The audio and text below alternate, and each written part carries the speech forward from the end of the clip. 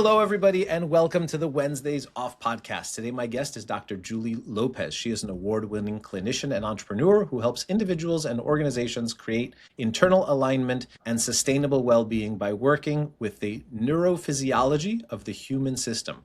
Her work makes complex neuroscience simple, practical, and usable in everyday life. If you want to learn more, you can go to leaderslovinglife.com. Julie, welcome to the show. Thank you so much, Stavros. It's great to be here. I'm a huge Stavros fan. Well, I'm so excited to have you on the show. Every time we've had a conversation, it's always been both high energy and also just I've learned a lot. So I'm looking forward to bringing that to the audience. Tell us a little bit, I start everybody off with this question. Tell us what it is that you do. What's your why?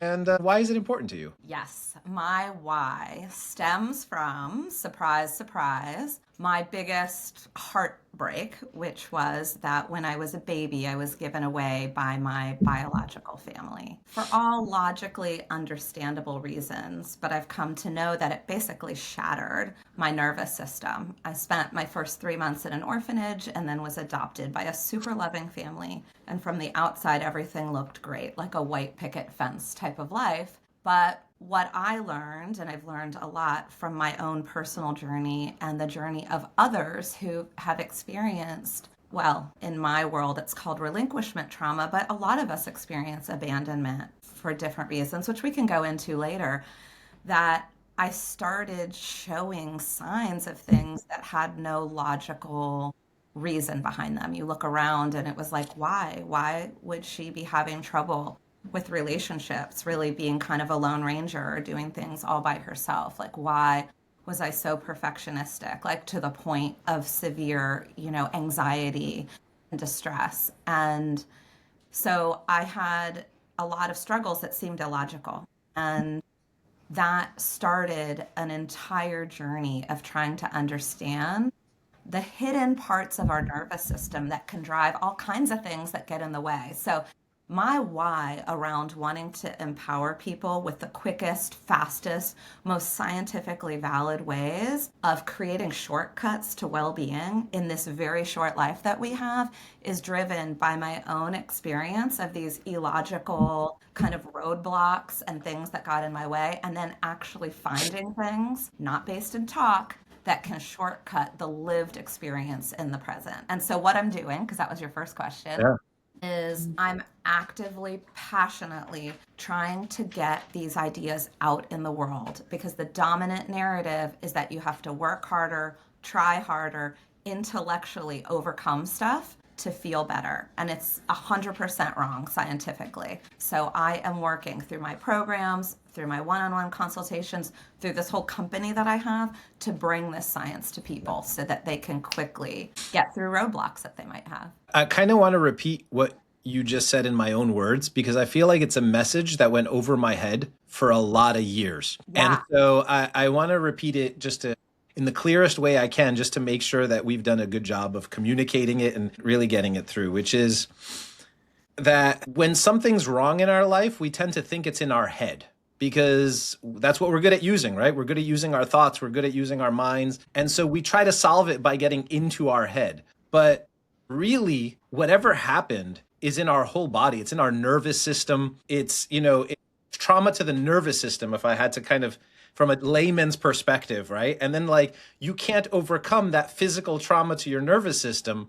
by thinking different thoughts. You need to overcome that in a different way. It's kind of like, if you went to the gym and got a cramp and you just started to analyze how you got the cramp and then started to, you know what I mean? Oh my gosh, that's such a good analogy. Absolutely. And I like to say it like this. It's like speaking a different language. So the language of intellect, lists, spreadsheets is very different than the language of your body, which controls your heart rate, your palms sweating, your throat closing up, even compulsive behaviors that you're like, dang, logically I know I need to go and write this newsletter. And then I put it off. And you're like, why am I doing that? And the tragedy is most people beat themselves up. Like, I'm a failure, I'm broken, all this stuff. But really, there's something totally different going on. That's been my biggest learning, and kind of when I work with other entrepreneurs, normally every last one of them knows exactly what they need to do. whether we're talking about needing to delegate something or erect a system in their business, or whether we're talking about needing to get to the gym and work out or change the way they eat, or what, everybody knows exactly what they need to do. They just can't Right seem to here, they get know it. themselves, yeah, they just can't seem to get themselves to do it consistently. And that is often cognitive, emotional, neurological, social, like it spans so many different levels as to what gets in those blocks that it's great to have tools. Like I was reading your book, it's great to have tools that can actually address it from the nervous system lens as opposed to the other tools, which are all useful. I'm not trying to downplay any other tool, talk therapy or anything like that. Like they all have their place and time, but they're incomplete if you can't actually get to the nervous system. Completely. That is so right. And actually, so I have a couple businesses, but one of them is fully operating in the mental health space, all licensed clinicians, but they're using these more advanced non-talk based therapies. And we actually have a postcard that says, I tried talk therapy, it didn't work. That's because talk, is not the answer. It's not. It's the wrong language. It helps you intellectually understand why, but not move what's happening. And I do want to give a shout out to our nervous system, which is amazing. Yeah, yeah, yeah. So in your book, you outline three of these techniques. Do you want to tell us a little bit about them? Yes. And I think what I want to share is that book was written 6 years ago, right before the pandemic. The book, by the way, is called Live Empowered by Dr. Julie Lopez. Thank you, Stavros. My big pride in that book is that Gabor Mate endorsed it. That's my big pride. And I didn't even solicit him. He came to me. It was great. But that is written with a therapeutic bent in mind. So these are three very sophisticated techniques that are only offered by licensed clinicians. They are EMDR, brain spotting, and neurofeedback. They're all brain-based, but they're extremely effective without words. What I want to say, and I'm happy to explain those all, is that there are other, easier, less sophisticated, but very powerful tools that I've been working to create for a layperson, someone not clinically trained, to use with themselves that honor more of this other way we're talking about working. So I just wanted to put in that Yeah, caveat, that's great. put a pin in it, because I want to tell you about these because this will empower you to be like, okay, I'm looking at therapy. I want to ask for someone who does one of these things. So And then I'd love to jump into the other ones afterwards. So it'd be yeah, great. Yeah, totally. let's do it. Okay. So EMDR is called eye movement desensitization and reprocessing, and it uses the basics of the restorative practice of what happens in REM sleep, which is bilateral stimulation from the right and left sides of your brain. It is a sophisticated protocol, so I'm just going to shorthand it for you, that basically it allows the practitioner to get into the deeper parts of your unconscious and in the language that your body understands, take away the code that may be outdated, right? That's operating in the present, but was designed to keep you safe. And let me just make up one so listeners can follow. Let's just say your throat closes up and you have a really hard time speaking up in the big board meeting, Okay. right? And let's say, and these codes, keep in mind, are not logical. Let's say deep down, because of stuff you experienced in your childhood, you learned that it was best if people don't look at you, that you stay invisible. And I'm going to make up a scenario. Let's say parents were fighting a lot. If you came into their focus, you were in danger of being hurt in some way. So it's just a chronic kind of situation. Your system, which is amazing and incredible, designed to protect you, puts a little code in there that's like visibility equals danger. Flash forward, you're 35, you don't even think that. You're like, I'm totally fine. I'm a rock star. I do all these awesome things. Why am I screwing up this pitch? Like, why does my brain cut off and my body literally wants me to hide? Why? I want to do that. And I'm very capable of giving this pitch and I just get this stage fright and I shrink and it gets all screwed up. So with the EMDR, we're going into that code. Let's just say it's visibility equals danger. Getting in there, letting it express itself in this non-talk based way. This is all unconscious, and then connecting it up to the adaptive memory networks that you have and get frustrated because you're like, oh, I tell myself all the time, just do it, man. Why aren't you just doing it? And then I don't do it, right? But it's the effective way of speaking the right language to get the results that you want. How do you Short, how do you pinpoint that specific code? by getting the information from the person who wants the change. So if I was a patient, I would come and say, when I get in front of a board meeting, I don't know why, but I just start to choke up. I can't speak. I get Yeah, and I'm over it.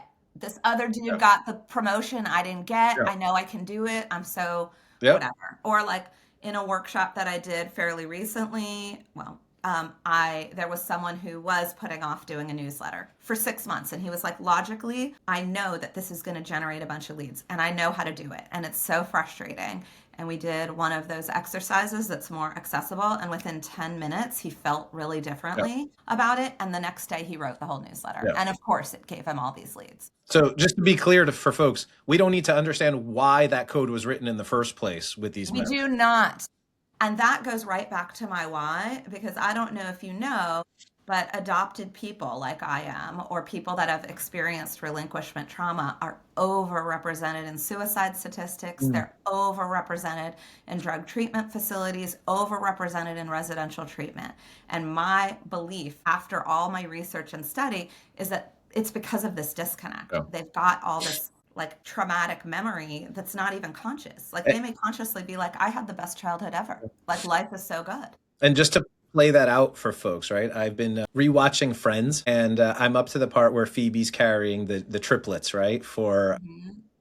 her brother and his wife, and she's the surrogate. And after reading your book and after getting to know you and after hearing this, I'm sitting there going, well, these babies, they're going to go into a loving home, but they're not going to have the smell and touch of their mother. They're not going to have her voice, or I don't even know mother at this point. It's just the woman who carried them, because theoretically she's not the biological mom, right? It was a Right. donated egg, but the neurological experience was we were in this womb, we grew, we had this voice, we had this heartbeat, we had this, whatever other way they experience this, and then they go to a new home with new people, with new, you know what I mean? So there is a neurological shock there, regardless of how loving that new home is, which has nothing to do with well-being or logic, or like it's That's purely, right. yeah.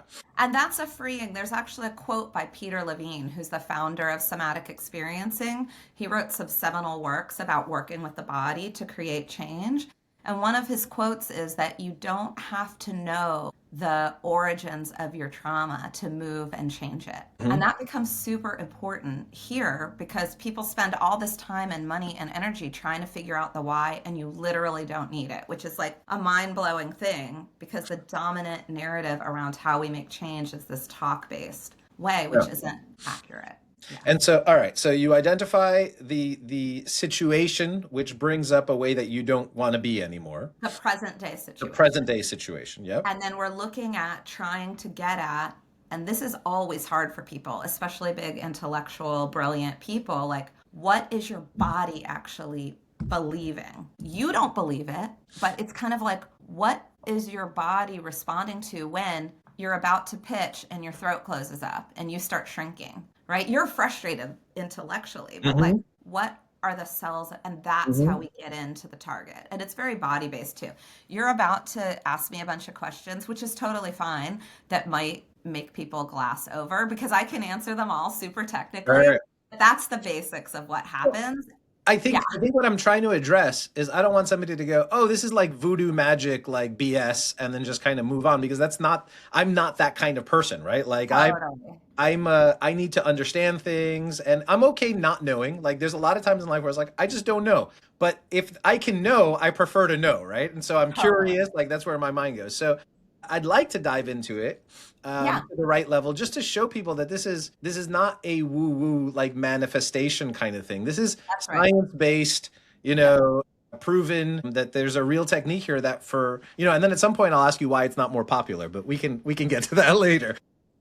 Although there has been, I mean, it's a very large international organization. It has, but even among clinicians, not every clinician, it's definitely not in graduate school Yeah. training. You have to go on to do this training, but they have done a lot of research to have it fall into the category of evidence-based treatment, which it is. So yes, it's a very specific neural pathway that's being targeted. We're looking at getting into that exact message and then using the data that will come up in your body from a targeted entry into the place that's causing disruption now. And so do you then, so you're in that state, you understand what the present moment situation is, you're getting your body to kind of feel that. And then you're trying to replicate rapid eye movement, or what are you trying to You're do at that using point? stimulation that gives you bilateral activation one after the other. So you're using either audio that's recorded in a bilateral way Okay. or a visual. Originally, there was no equipment, so we used our fingers to Okay. like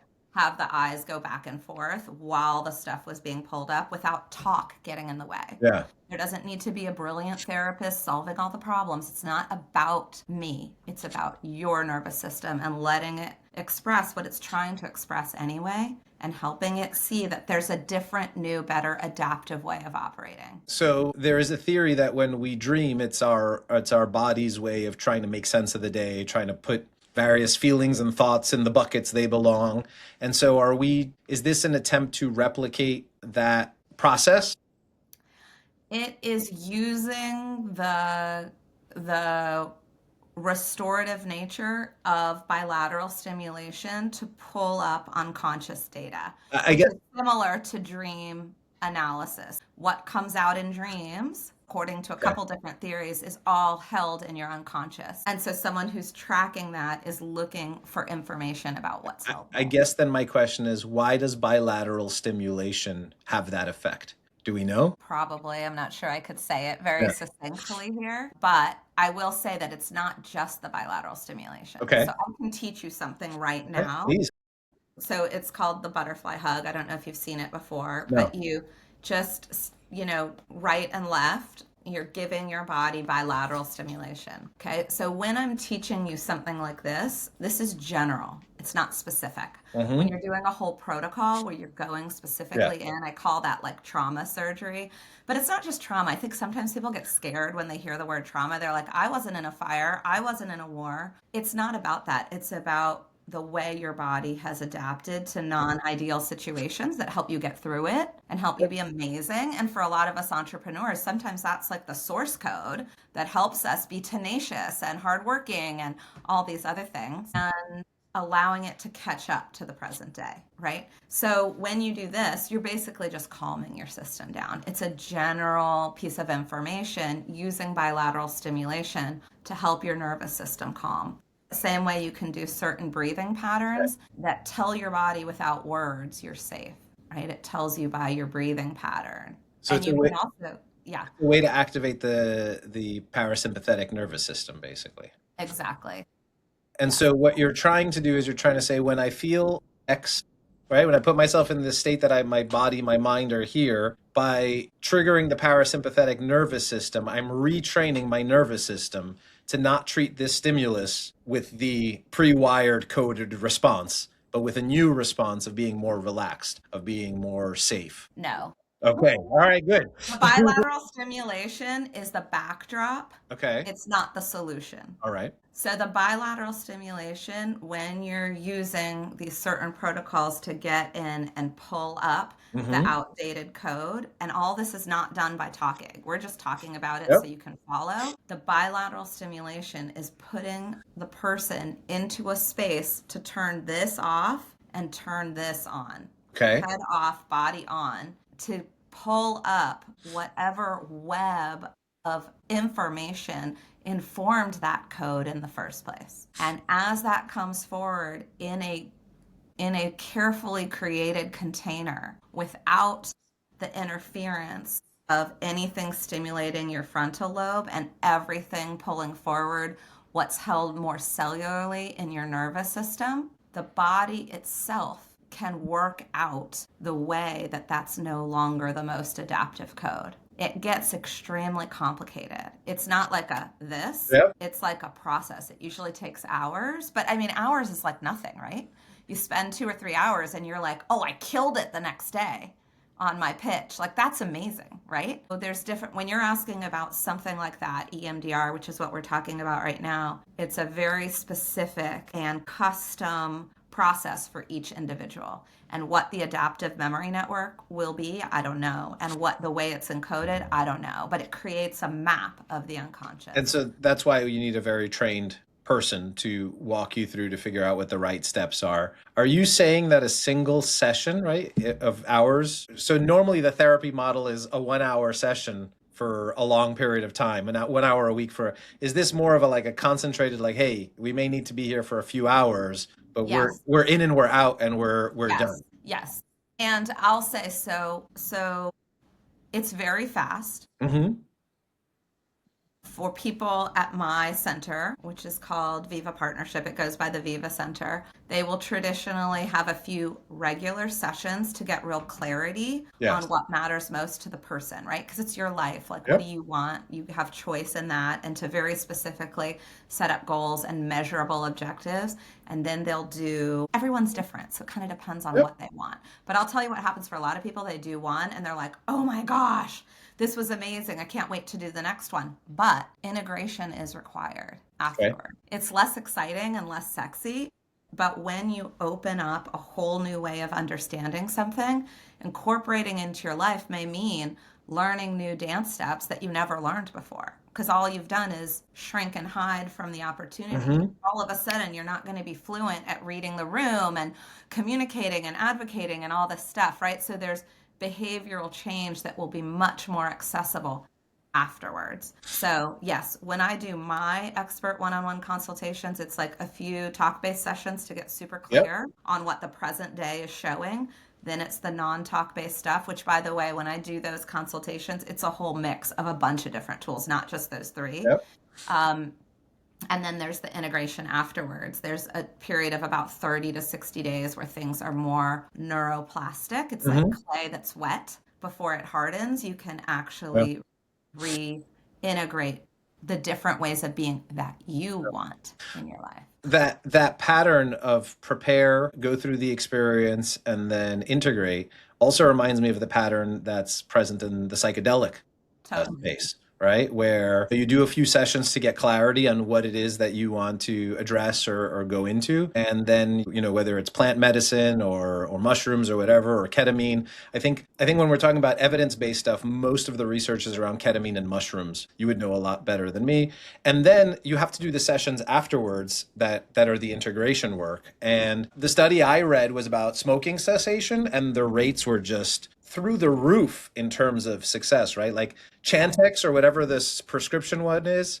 I don't know the exact numbers, but let's say that it has like a 20% success rate of quitting smoking after 6 months. This was like 70, 80%. This was, 3, 4x what the other methods are. And I know I've also know that I haven't read any, but I know there's a lot of studies on PTSD around Yes. psychedelics. So anyway, I'm just trying to say that there is this It's very pathway. parallel. It's very parallel. And I sometimes say, depending on what group I'm in, that we are accessing non ordinary states of consciousness. Even for this conversation, I think that's one of the hard things, or you're asking me questions to get an idea of what's going Yeah. on in there, which I can explain in great, great detail. But essentially, the hard part for a big thinker is you're not thinking is not going to move Yeah. it. That's the deal. And so we are accessing these unconscious places that are always responsible when we're stuck. And not because they're screwed up, it's just outdated for the present day. And yeah, and I guess I want to share there's a simple 3 step way that you can uncover for yourself whether there's something in your unconscious that's holding you back. And it's this scenario. Let's just stay with the public speaking Hmm. person. There's something you want to do. You want to nail that pitch and you want to do it. You're very clear. You want it. And the second thing is you can also know how to do it. You literally have the knowledge of how to do it. And you can see logically that you're able to do it, right? Different than like, Yep. I want to be a mega rock star and I don't know how to play guitar or whatever. Like you can do it, you want to do it, and you know how to do it. If all those things are present, but you don't do it, Hmm. that is the way you know for sure there's outdated data in this deeper part of your system. And it's a perfect That makes entree perfect into sense. getting success with one of these type of methods. Yeah, that makes perfect success. But it resonates with my personal experience of where I've had blocks and where I've worked with other people. Some of us have friends, right? It doesn't matter if we're not coaching or we have friends and you just like this friend keeps self-sabotaging themselves on this issue over and over and over and over again. And we've talked about it and you care about them and you love them, but like you just And can't. they don't even want to do it, right? They're like, oh man, Yeah, yeah, I push this person away again. yeah. That's what a lot of adopted people do. Like we push people away. So yeah. So okay, so you've given us a really cool way to identify, like, you should be doing something and you're capable of doing that thing, but you're not doing that thing, right? So you want it, you can do it, but you're not doing it. You've You identified the want it, targets. you're able to do it, and you know how to do it. Those are the What is the three. difference between able and know how? Just you So have the knowledge and you have yeah, the, I might yeah, know how to sing an opera because I've read all yeah, about it. yeah, I that makes just sense. suck at it. You know Yeah. what I mean? Yep. Yep. And then if the answer is no to any of those, it's a different decision tree. Right. It's like go get voice training. You know what I mean? Right. It's not necessarily, Right. right? But I'll tell you, one of the clients in my practice with another clinician was a professional singer, and suddenly she had developed a hitch in her voice. I'll shortcut to the end. That went away completely.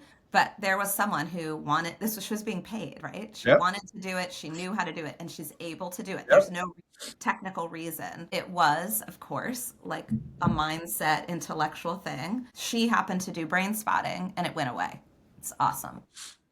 How is brain spotting different? Let's move on to that one and then the third one in your book, and then I'd love to hear about some of the other methods. Yeah, because I'm so interested. So all this stuff, the brain spotting, the neurofeedback, you need to go to a trained Yep. practitioner, a very trained practitioner. And that's fine. But some people have these blocks and they don't need that high level of intervention.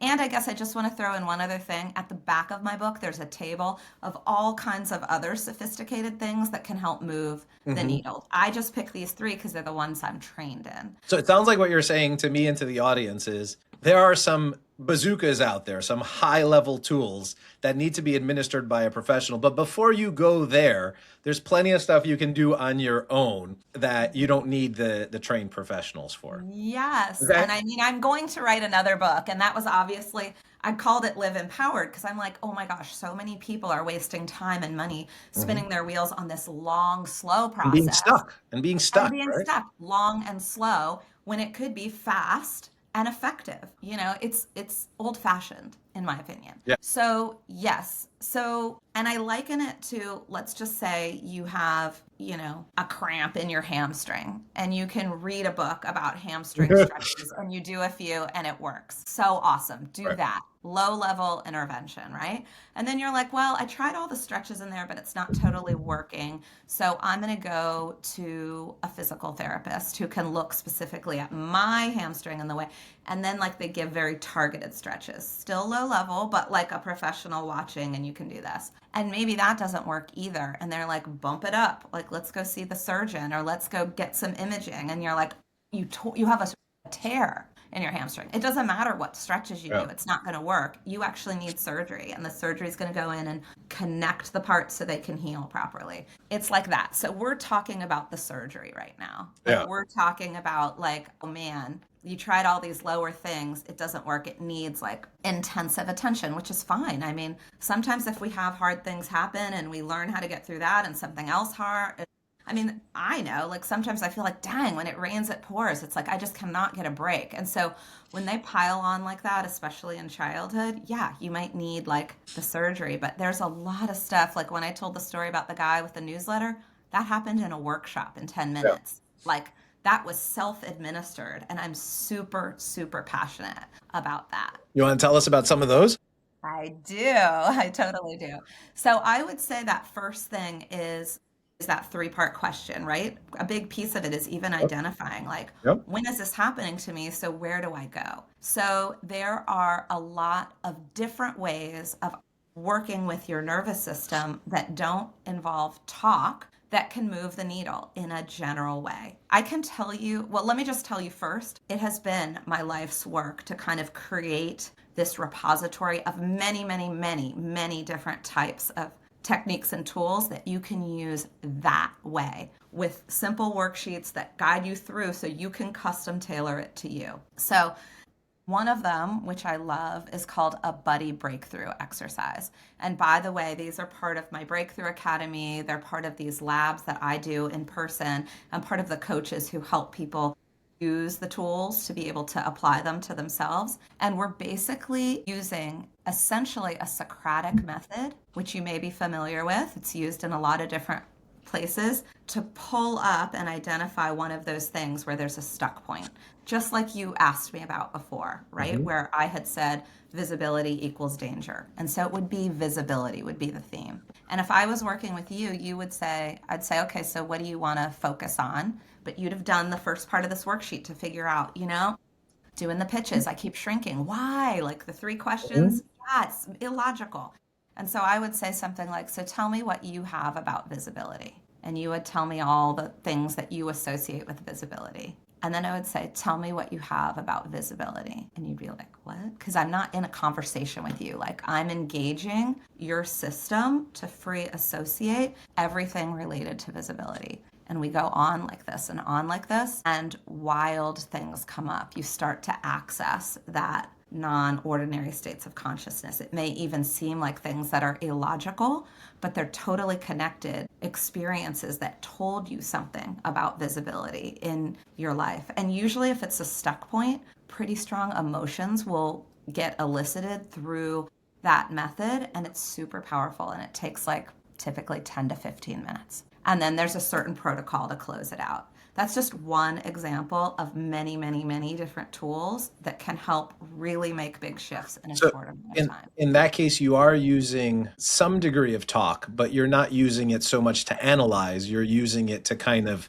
get this free association going and get people accessing not the analytical part of their brain, but the kind of jumbled part that's behind that we don't necessarily access all the time. Exactly. And even with the intensives, it's that way. Sometimes people are like, oh my gosh, you're not going to use talk. What are we going to do? Just stare at each other? No, it's like pretty targeted, and you are the authority of what's happening in your life. You're the only one that has the internal view of your lived experience. So it would be like, hey, what do you already know, like that you're stuck with? Like, I'm supposed to have I need to have this big conversation with my partner, and I've the can down the road for 3 months now. It's really important. Don't know why. When I come to set it up, I never do it. I keep avoiding it. Right? This is all about helping people not live a life of regret, right? Looking back, going, oh my God. And I will tell you, when I do the specifically like expert consultation ones, usually people are like, what just happened? This is crazy. I feel so different. I can't believe what's happening in my present day life. And the second thing they feel is sad that they didn't do it 30 years earlier. Or what could have been different if I had this understanding of life and relationships and things that matter to me. Julie, is this the kind of thing that we just need to show the audience rather than tell them about? Is this something you could do virtually? Can I be a guinea pig for the audience? Yeah, totally, for sure. If you're down with that one, I mean, that was, I'll just lead it so I don't have to explain all the protocols. Do you want to describe a few more, or do you want to go with this one? Like, I'd love to get the audience to kind of understand. I'm trying to use the word understand, but understand is the wrong word. I think witnessing it and experiencing it above all else is what makes people like, oh my gosh, this is kind of amazing. So let's just do that particular one. I just pulled out some paper because I'll take a little bit of notes, but like, do I need paper as well? What? Do I need paper or just No. I don't even want you doing paper because that'll ignite this part of your brain. So so just tell me something that you as we were talking about those 3 questions that you're like, oh yeah, this is kind of a thing that I wish wasn't happening over and over. Like, tell me a little bit about something where you're like, ooh, I could really use like a change in the way that I'm interfacing. Let me give you a few candidates, and then maybe you could help me figure out which one's the right one to work. Perfect. So one is something that I've been working on for a long time, which is that when I wake up in the morning, my brain tends to be more active than I really want it to be. And in the beginning, it presented itself as anxiety. And you can imagine just waking up anxious is not a great way to start your day. But over time, what's happened is I've sat with it and I've worked with it. And now it is more of a dialogue I have with myself each morning. And it's more calm and relaxed, but I still don't feel like I wake up like I did when I was a teenager, or not a care in the world. You know what I mean? Just kind of wake up and just kind of start the day and just kind of feel refreshed. I feel like I'm waking up and my brain is going right into, some kind of running. Okay, before you tell me the two others, Yep. can you just tell me, so in running mode, okay, and I need you to like, I know you're hosting a podcast right now, but as much as you can, I want you to turn off your thinking and Okay. just like recall running mode in the morning for you. And like, as you're feeling it, like, tell me what you might guess that your cells believe in that moment. Like when it's like, okay, I'm waking up and we're on. Like what do your cells believe about you that you may not believe at all logically, but like what do they believe that you need Yeah. to come That there's in? that there's not enough time, that there's something that needs to be solved. Maybe that one actually really resonates to me. Like a lot of times I have dreams where I'm trying to solve some nonsense puzzle. And it's stupid. Like there's nothing really that needs solving, but my brain just feels like something needs to be solved. Okay, this is so perfect. Even the fact that you said it's stupid, Hmm. that's such a common like back and forth Hmm. between conscious and unconscious. It's like this is ridiculous. I can do this pitch. This is so ridiculous. Okay, so tell me when you have the felt sense like, "Oh my gosh, this needs to be solved, or else what?" Hmm. Good question. Or else what? And don't do it, yeah, like cellular, like, or else, like, what does your illogical system think is going to happen? I mean, I don't know how to characterize it any other way other than like danger. Like if it's not solved, then danger. Okay, perfect. So let's just stick with this rather than talk about the other two. Okay. So I'm going to just, what we're going to focus on is danger. So just tell me what you have about danger. That feeling that you described earlier where you're just like, what do you people are like, how do you make sense of that question? That's that's what my brain is doing right now. What do I have about danger? I have sweaty palms, I have anxiety, I have fear, tightness, I have just keeps coming back to fear. I have distraction. Something that's coming up for me is like what I don't have. I don't have quiet, I don't have peace, I don't have calm. So tell me what you have about danger. I have death. I have insignificance. I have tremors and shakes. I have itchiness. I have teeth grinding. I have responsibility. Okay, so tell me what else you have about danger. I don't know why, but teeth is coming up for me. Tell me what else you have about danger. I have worry. I have pain. I feel like I'm being watched. I have self-worth. I don't know what about it. Fire keeps coming to mind. Okay, so what else do you have about danger?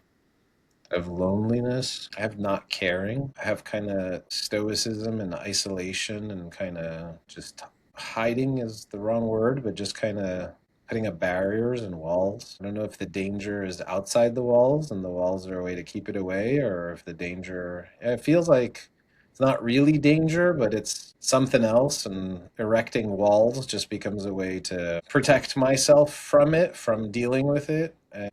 But it's isolating and it feels lonely, and so it doesn't feel good enough. So what? So the danger is not there, but I'm alone. So I have this very vivid image of myself sitting kind of cross-legged. Some version of me. It's not actually me in the present, but some version of me sitting there, just surrounded by a cinder block wall in a cylinder that I kind of built for myself, sitting there miserable. So else do you have about danger? Birds and fish keep coming to mind. I don't know why. Yeah. It makes me think of a pet that we had when I was little, just a little yellow canary. It was very young. I actually don't know what happened to that pet. What's coming to mind for me is wanting to connect with it, but it's a bird, right? So like I don't know that I was capable of connecting with it. I think his name was Sweepy. So I'm going to have you open your eyes Hmm. and tell me a little bit about your experience and what you appreciated about it. So eyes closed.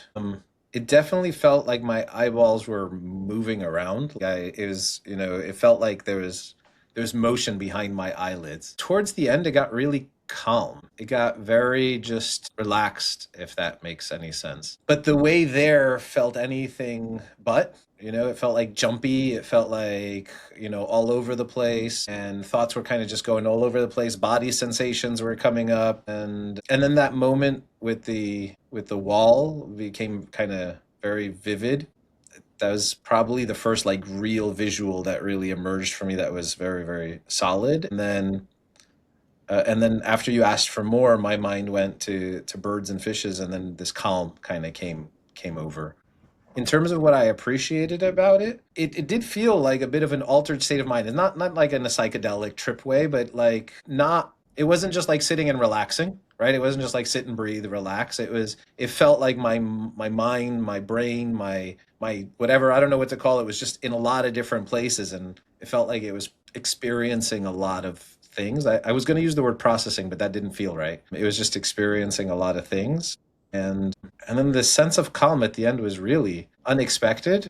And if you hadn't stopped me right there and asked, I don't know that I would have noticed that I was feeling very, very calm. Asked by saying, what else do you have about danger? No, and asked Or the ending, like saying, hey, the tell me ending. about Yeah, your yeah, the ending. But now you bring up like the number of times you asked, tell me something else about danger, tell me what else you have about danger, what else. That really did.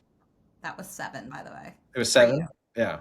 It did force my mind to just keep looking, keep going, right? Like rather than fixating on any one thought, it just had to keep looking for random connections, I guess, or what would come up, keep creating space. Yeah. Now so I'll share for you. Yeah.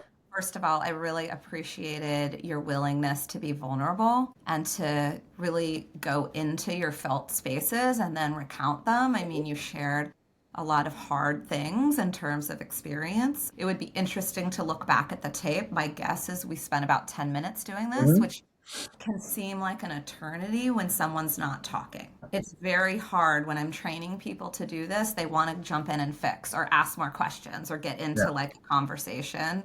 And it's absolutely not the right thing to do Hmm. because it messes up the altered state. So that's hard as the person in my role. But I will say that I loved seeing the way you got to that very visual place with the cylinder around you, and then you went on over to this like loving connection, sweepy kind of place with your little yellow canary. So the real proof is going to be what you experience after this and how you wake up tomorrow. Hmm. Right. And if you wake up tomorrow and you're like, oh my gosh, I feel so chill and so great, amazing. Because this is a relatively low level 10-minute Hmm. investment of time kind of exercise. And if you don't, or if you feel like only moderate relief type of thing, it just means it's a little more complicated and needs something more sophisticated. What I want people to know is like, it's not the end of the story. You're not Yeah. doomed. I am 100% confident, 100% that your system can wake up as calm as you want to be based on the environment that you're in. Hmm. It's not magic. You can't be bombed in a war and be like calm and chill. Like, no, because it's not the Yeah. adaptive thing to do in the present moment. But if you look around and There's no real danger. you're like logically like, what is happening? Yeah. And there's nothing to solve, right? There's nothing that actually needs a solution right then and there, but the brain was just like, give me something to solve. So what was interesting to me as an observer is you had a lot of like pretty strong experiences coming up, and where you ended by solving was a place that didn't get you at all what you wanted, right? Like you had a strong visual of a cylinder. Uh-huh. You were like, and now what? I'm alone and isolated. This Right. is not the solution. The Right. solution, I mean, I'm just as a witness, like theoretically, is the yellow canary and the desire to connect and be, or whatever. So, in my Breakthrough Academy, and this particular exercise is outlined more specifically for the person in my role and the person in your role. Like, I was just following the protocol, but it's outlined specifically. And then yeah, that's what I'm trying to do. I mean, that's in the tools section. There are all these modules of like a certain aspirational thing that you want to accomplish within your own well being, the science behind it, and then a tool to tap in that way. And that's the way all the modules are built. Anyway, that's what I'm passionate Is about there is helping integration people. work to do from this point forward, or What? is there integration work to do from this point forward, or is this one of those smaller interventions that really doesn't require inter? Right. This is just a smaller intervention. Yeah. This is like, yeah, it's like, hey, here's some hamstring stretches. Try it Mhm. out. Yeah. Does this work for you? Fantastic. Don't spend, tens of thousands of dollars on Yeah. 10 years of therapy or whatever, Don't do it. Just like, and that's a big why for me. It's like, let's just do it the fast, easy way. And this way is scientifically backed. And I will say, a lot of the people in my beta group, because we're just finishing up beta on this, and the full program launches in March when probably this podcast is going out, multiple people said, oh my gosh, this feels like magic, but you just taught the science. Like it feels like magic, but I know it's not because you explained what we're doing. It's just so outside the way the dominant narrative has been communicating about well-being Yeah. and peak performance and optimizing, yeah, this precious short life that we have. The deep sense of calm that followed that exercise is really profound and interesting. Again, I don't know how to communicate it to anybody listening. The other thing that struck me is you talked about connection, right? And so I don't think I would be doing a podcast if I wasn't genuinely interested in connecting with people, and you know what I mean, and putting thoughts out there and putting feelings out there. And I don't think I'd be being completely vulnerable and saying, go ahead, like let's do a live experiment, right? If I wasn't interested in connecting with people. So I think that, the truth is obvious usually in hindsight, but only in hindsight. Yeah, hindsight's such a beautiful and powerful tool for sure. Yeah. And in the protocol, that's one of the things you're looking for. In my seat, you're looking for a shift in Yeah. state. And so once I saw the shift, that's when I How could you see the shift? Was it from my voice? Was it from... communicated it. Okay. Yeah, and you laughed. You know what I mean? I could see it in your physical Hmm. space and also what you were reporting on. It was super, super different, right? Yeah, it was. It's the sensation in my body felt different. The words coming out. Now, what's interesting to this about me is this is something that I've worked on for years. I probably know its origin, and I have made progress over years. But I'm very curious to see how I'm going to wake up tomorrow morning, because it would be a whole different kind of progress to be able to go back to the pre. I hate to use the word trauma because it's really not like, I think the word trauma makes it feel like it's so much, right? But really, a shock to the nervous system is probably a better way to describe it. But prior to that shock, if I go back to waking up like that, boy, you've changed my life. Oh my gosh, amazing. Well, we can do that no matter what. If this 10-minute exercise made it happen, I love it. But I will, yeah, you better message me tomorrow and Yeah. just tell me when you wake up. But isn't that mind blowing? Like if you wake up tomorrow and you're totally chill, you're going to Mhm. be like, what the frick have I been doing for 10 years? I mean, not that there's value for sure. And you said it's just the slow, hard way. And Yeah. I don't actually know exactly what you've done. I've just heard too many people Yeah. Yeah. be like, I've been slogging at this and it's normalized. And to be honest, I think that's what we thought. And it does get results. It's just slow and hard, like really hard. And it doesn't have to be that way. I'm happy to share more. Let's pick apart the other way. So I started a business. I was in my 20s, and the business did not go well. And it wasn't so much from a business acumen place that I failed. It was really a leadership failure. Like, I had gotten to the point where I just couldn't even have productive conversations with the rest of my partners. And it was a business that just, I would wake up every morning at 5 o'clock just grinding my teeth, and something would be wrong, right? We had a plant, something would be broken, something. And my job there was to kind of be the chief marketing officer. And I never really ever got around to being the chief marketing officer because I was always solving problems in operations or in production or in some other part of the business.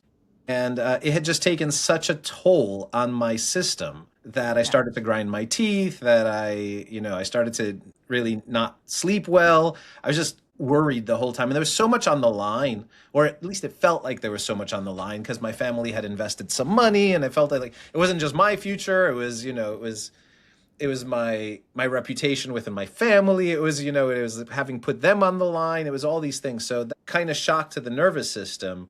I think that's when I started not sleeping well. And before that, I remember sleeping well, right? So, and then Mhm. even though that was over, and even though that went on and I did other things and that came to its natural end, and, I'm still alive and all these other things, my family's not broke, right? And all these other things, I don't think I've ever truly gotten uh, an amazing night's sleep, or at least the experience of waking up since then. So, what would happen is I would feel a lot of anxiety and I would wake up and then I would just be very, very uncomfortable with that anxiety. So I'd just shoot out of bed. I'd be like, I just got to get out of bed and be done with it. So, what I started to do is I just started to sit more with the anxiety and say, okay, I'm just going to sit in bed and see which I'm going to let my brain have those thoughts, but then I'm Mhm. going to see when does it actually get so hard that I have to shoot out of bed? Like how long can I actually sit with this and tolerate it before I actually need to shoot out of bed? And eventually I started to become better at having the thoughts but not having the anxiety reaction. So just the other day I had this very surreal experience where I was in that moment where I was waking up, and in this half asleep, half awake world, I was scrolling Instagram. But every reel was a thought I was having and a problem that my mind was trying to solve. And then I was like going, okay, yeah, that's there. Don't need to do anything about it. Disregard. Yeah, that's there. Don't need to do anything about it. Disregard. So the journey from like fully anxious to like having the conversation in a way with myself that like is more meditative and I kind of get what's there and I'm just checking in with myself, but there isn't real anxiety, has been a long one. But in all honesty, Long, long, how long? geez, so I'm 46. I was probably in my 20s the last time I had a good night sleep the way I'm describing it. And so I probably started to actively work on this 4 or 5 years ago. And so I've gotten to the place where I think I'm having a much healthier conversation with myself first thing in the morning.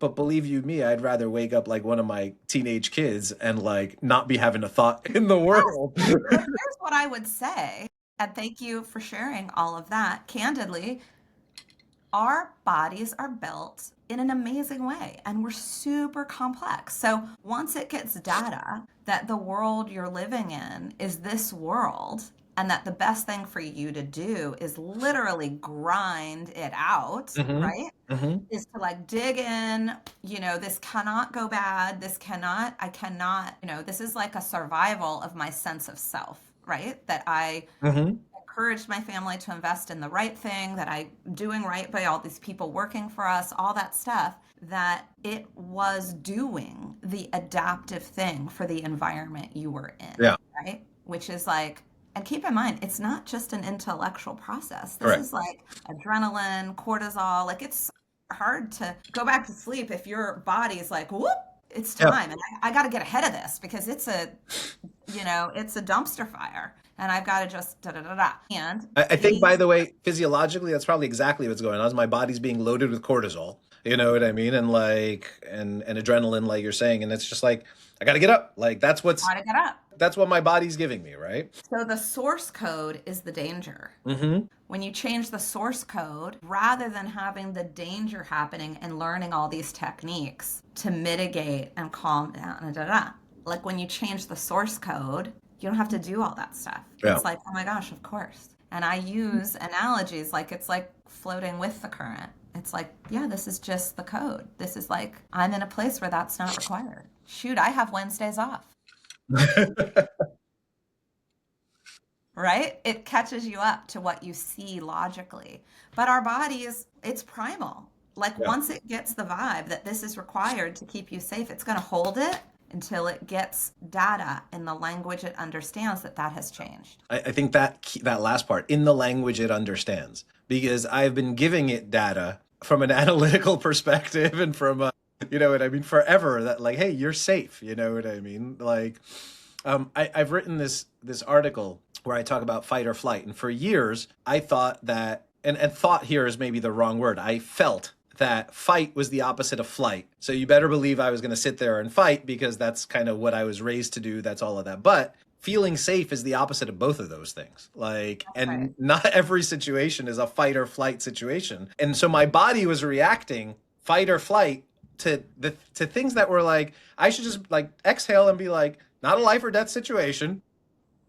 Logically. let's address this in a relaxed manner. And logically made sense, right? But not how it came to be, right? Not how it Yeah, was because your practiced. body's like, hey, no, man, we are here for you. We're going to protect you. We're going to Right. make sure you are ready so that you don't go down. Yeah. And I think that's Yeah, beautiful. yeah. No, it is. It really is. I mean, we're so uh I'm parsing here between complex and complicated, but there's so much going on inside us, and it's all there ultimately because evolutionary it served our purposes, right? So it's For there sure. for a good reason. Great reason. And tools like what you're doing and what you're providing help us kind of use it to the best of its ability as opposed to where it gets us on autopilot, which is still amazing, but not ideal, right? We can Yeah, that's yeah. right. This is all about this short period of time when you're alive Yeah. and living it to its fullest, right? And if Mhm. you're watching things logically that you're like, oh my gosh, I'm self-sabotaging or I'm, avoiding, right? Then those are clues that your body's telling you something else. Yeah. And you can ask those three questions and be like, oh, there's something in my unconscious, and there's all these different ways of moving it. There's a philosophy from ancient Greece, which is Epicureanism, which I think in today's day and age gets a bad name because we tend to think of it as hedonistic, right? We're like, oh, that's the philosophy that says you should just do whatever feels good in life. But really, Epicureanism was about finding the simple joys in life. And the ultimate purpose of life is living a happy, content, peaceful life where you can enjoy the simplest of things and just kind of at the highest of states. And I think for me, that is like when people ask like why do you do everything you do, I don't understand why the answer can't simply be because I want to be happy. You know what I mean? Yeah. Not, people are like, well, who do you serve and what do you do? And it's like, yeah, I do all that, but why do I do all that, right? Like I do it because it makes me feel good. Like that's why, you know what I mean? And if I have to feel bad so that I can feel good, then that's not worth it. That's not like by definition that breaks the equation, right? So I want to be passionate and I want to be energetic and I want to be fulfilled and happy the whole way through. I don't want to grind something out or hate my life for a while so that I can get to a place that I think is going to be better. And so much of that feels to me like it is neurological, like getting in there in your getting your nervous system there then enables that life to materialize. For sure, because there are so many ways that outdated codes can end up getting in the way of what we want, Yeah. whatever that might be. I couldn't agree more heartily. How do you use this in your life? Like you're like a power user, practitioner, like you know everything. How do you use this in your life? I don't know if I know everything, but I do the same things for myself. Hmm. One of the things, especially, Stavros and I know each other through a global entrepreneurial community. And in our forum training, they put forth the Johari window, which has these different boxes of consciousness. And most coaching or therapy is the third box, which is where someone else can see something about you that you can't see. It's called the blind spot. And that's powerful Hmm. and amazing. But where I work is the hidden area. It's what you can't see and others can't either. When I started out with that breakthrough buddy exercise with you, I didn't know what was in there. I Right, have no idea. right. I'm not, yes, as an expert, I have a lot of theory and I know a lot about the way the body works, but you could see, well, I can tell you because I've done this with people many times.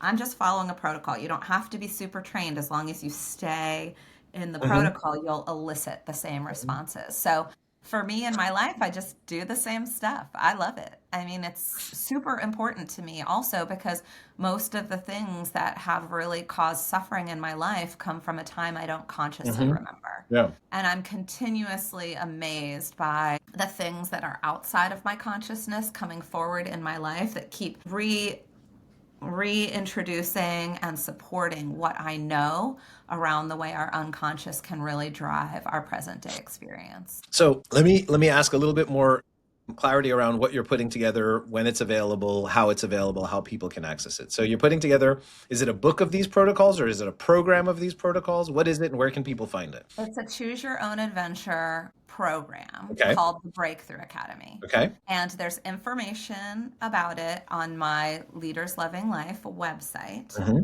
There are different tiers of access, and my goal is to make it very accessible. So, is recorded modules of me, video modules that do what I mentioned. It talks about a certain particular concept, and then it models it talks about the science behind it, and then it illustrates in a worksheet format that you can follow exercises that help you access these parts of your unconscious and make the changes and breakthroughs that you want to make. It is also audio recorded. There are 4 different levels. So, like in level 1, which is called Beautiful Brain Brilliance, it's 12 modules. The whole level is recorded so that you can just listen to audio. Mhm. All the worksheets are on there. You can download them. Anyway, there's 4 different levels. The second level is about becoming your own coach.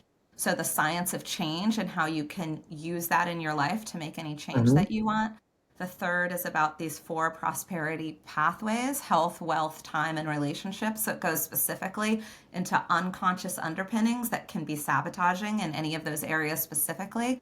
And the final level is about living into your legacy. So it's about authenticity and pulling apart the unconscious pieces that can make that hard to get at. And so that's the basic programming. There's a section on tools. There's a whole bunch of resources, including other books that really illuminate the science behind the entire program. We have a community way of connecting, and then there's live coaching twice a month. That's the lower level, and it's super affordable because my goal, and I'm not like, oh my gosh, you get the worksheets and you have access for a year, but I want people to Yeah. share it with family. I want them to learn something and then use it with colleagues or use it with friends that are struggling in whatever way. That's my mission, is to change this dominant narrative around healing and change. So it lies between kind of coaching and therapy, and it's self-directed. Yeah.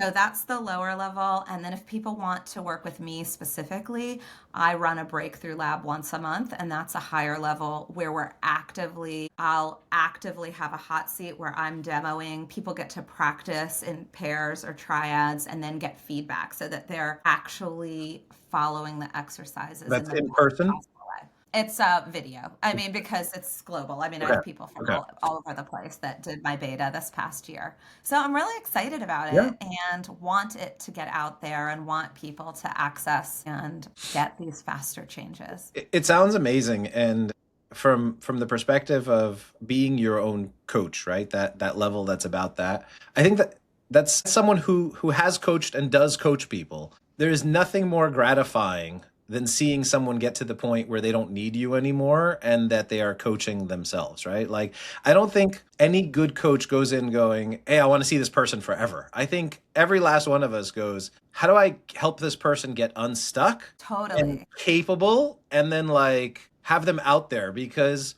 that's how you multiply, right? Like you can, Totally. and it's Well, and I'd love to have coaches in the program that are going to do yeah, that. Be like, hey, like what we did. I mean, that this particular one is not part of the modules, it's in the tools section. That you're like, hey, coaching yeah. client, let me try this thing with you. It's called the Breakthrough Buddy exercise. I got it from the Leaders Loving Life Breakthrough Academy. Let's do it together. Give them the worksheet. Do it. I'm happy. I want that, It's such a good tool to have in the toolkit because I mean, there's a line between coaching and therapy, right? So when I'm coaching, I'm very conscious that I'm not a therapist, and so I'm like, hey, this kind of issue, we've been talking about it. We've got all the blocking and tackling done. We've talked about kind of what gets in the way, but you're stuck on it for a long time. You might want to go dig deeper. It's so cool to have this toolkit and your network now in my back pocket and being like, you want to try this? Like, this might be a way to get unstuck. I think that again is one of those things that's really gratifying, because as a coach, the most ungratifying thing is seeing somebody get stuck, seeing somebody not work. Right. So that's awesome. Thank you. Well, Julie, thank you for being on the podcast. Thank you for sharing, for doing a live demo with me. I love that. I love that it got experiential. And I love speaking in that way. I speak about 3 times a year at this like really lovely uh, health focused resort called Rancho La Puerta in Tecate, Mexico. And a lot of people are like, whoa, because feeling it is so Mhm, different than mhm. reading about it or trying to understand it. And I love that you quickly were like, let's do it. I'm like, okay, let me pull one up. It's awesome. I love it. And I And appreciate your vulnerability. That was no, awesome. it's my pleasure. And I will be in touch tomorrow to let you know how I wake up to see to You see if better. if this low level intervention was sufficient, or if we need to work our way up the ladder. I also really appreciate that about everything you said today, where you're like, yes, there's a lot of really super complicated stuff, but you don't need to start there. And I think as entrepreneurs, we're very used to like, okay, I need the best solution. I don't, and maybe that comes from time, right? I don't have enough time to deal with like I just need the best solution right now. And and so your reinforcement that you don't need to pull out, you don't need to go for surgery just because you have a cramp. Yeah, you don't need that. And if a lower level thing works, isn't that the best Yes, solution? If you can yes. spend 10 minutes from an efficiency standpoint and you get relief and you move forward with what you were trying to do anyway, to me, that's the best solution. Well, thank you for joining. Thank you all for listening. If you want to learn more about Julie's work, leaderslovinglife.com is the place to go. Thank you for listening and watching the Wednesdays Off podcast. See you next time. Thank you, Stavros.